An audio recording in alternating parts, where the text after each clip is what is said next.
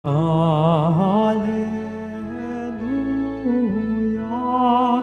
Alleluia.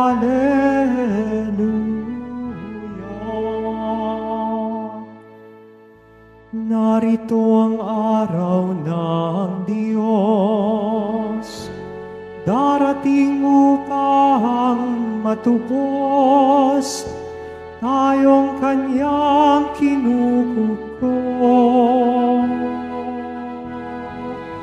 Alleluia, Alleluia, Alleluia,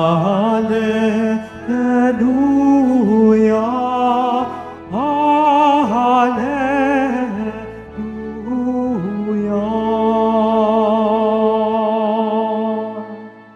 Sumainyo ang Panginoon. At sumayo rin. Ang mabuting balita ng Panginoon ayon kay San Mateo. Papuri sa iyo, Panginoon. Noong panahong iyon, sinabi ni Jesus sa kanyang mga alagad, "Ano sa akala ninyo ang gagawin ng isang taong may 100 tupa kung maligaw ang isa sa mga iyon? Hindi kaya niya iiwan ang 99 na nanginginain sa kaburulan upang hanapin ang naligaw? Sinasabi ko sa inyo, kapag nasumpungan niya ito, higit niyang ikinagagalak ang isang ito kaysa 99 na hindi naligaw. Gayon din naman, hindi kalooban ng inyong Ama na nasa langit na mapahamak ang isa sa maliliit na ito." Mga kapatid, ang mabuting balita ng ating kaligtasan. Pinupuri ka namin, Panginoong Hesukristo. Magsiupo muna ang lahat. Isang pinagpalang gabi po sa ating lahat. Good evening. At sa mga kasama po natin na kapwa nating deboto sa ating live streaming sa iba't ibang social media platforms ng Quiapo Church, ang pagpapala ng Diyos ay sumainyo. Kahapon lamang naging trending yung mga kabataan sa UAAP na nag-champion yung NU Bullpups sa volleyball ng mga boys. At talagang ang daming mga komento o mga insights na maaari nating makita dahil sa naging ugali ng mga nanalong koponan against UST. Sinasabi ko ito hindi dahil gusto nating idiin yung mga nagawang mali o kaawaan yung mga natalo, pero gusto ko lang makita natin sa mas malawak na perspektibo, ano ba yung naging kulang dito? No? Kasi minsan kung titingnan natin sa palakasan o sa sports, no? Itinuturo naman talaga yung sportsmanship kung tawagin o yung kagandahang asal pagdating sa paglalaro. Kaya lang minsan, no, ay nakakalungkot isipin na sa paligsahan o sa mga sports, ang nagiging goal o nagiging gusto nating marating ay yung manalo. Kasi pag panalo ka, no, ikaw yung pinakamagaling. Kaya nawawala yung pinaka-purpose o pinaka-dahilan. Bakit nga ba merong patimpalak o merong contest pagdating sa sports o palakasan? Di ba? Nakakalungkot na isipin na sa naging ugali o naging asal, at kung titingnan naman natin, nagsorry naman po yung mga boys o yung mga bata. Ano?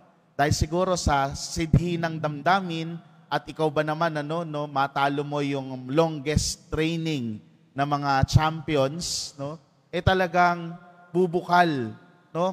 Magkakaroon ng kakaibang saya na nakakalimutan na yung sportsmanship and camaraderie o yung kagandahang asal at kabutihan pagdating sa sports. No? Nakakalungkot na ang nakikita lamang ay yung maging manalo. No? Pero nawala yung pinakatunay na dahilan, bakit nga ba tayo nagkakaroon ng paligsahan pagdating sa sports? Ayan yung matutunan, yung disiplina at yung tamang asal. No? At bonus na lang yung manalo no?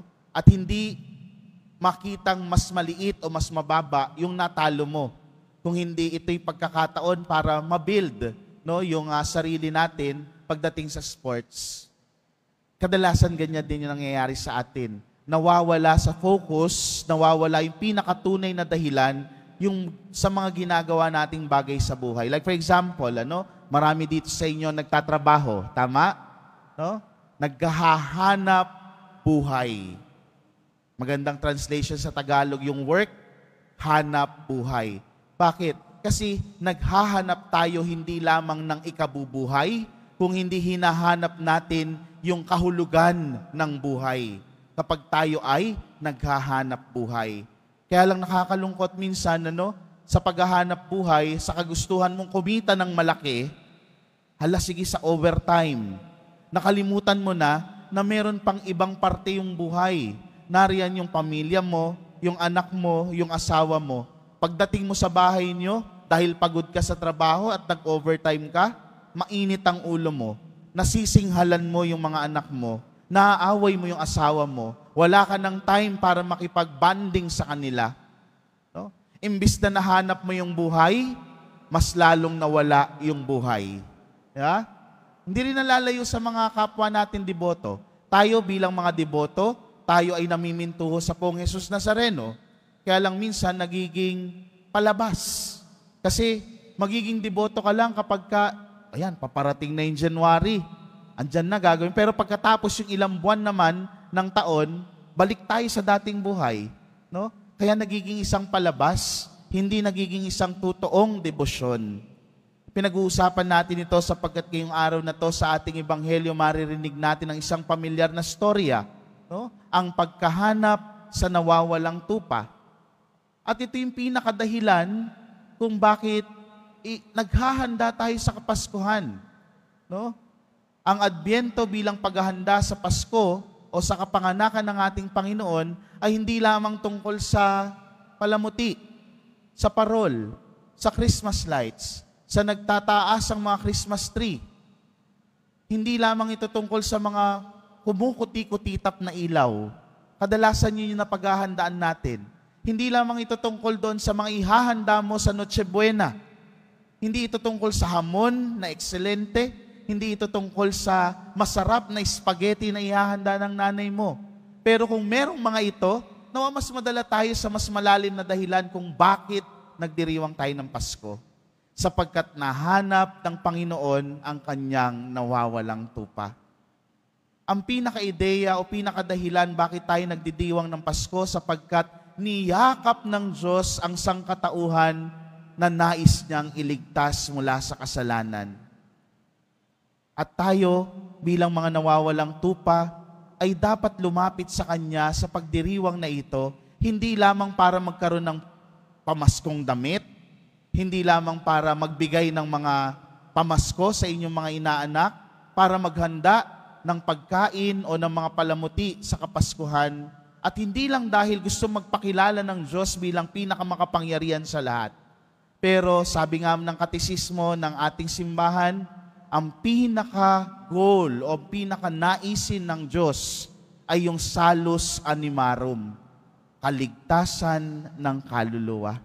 Nawa sa pagdiriwang at paghahanda natin sa Kapaskuhan, hindi tayo iligaw ng mga pinaghahandaan natin na panlabas, kung hindi dalin tayo sa mas pinakadahilan, no? Sa pinakadahilan ng pagdating ng ating Panginoon.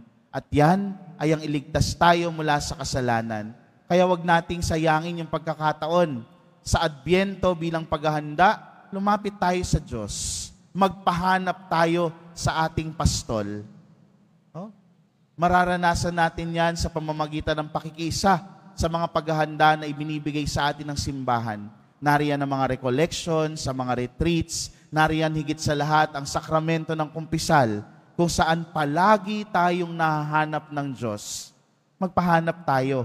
Huwag tayong maiwan sa mga panlabas na paghahanda, kundi hanapin natin yung tunay na dahilan bakit tayo nagdiriwang ng Pasko. At yan ay ang hanapin tayo ng Diyos at iligtas sa ating mga kasalanan.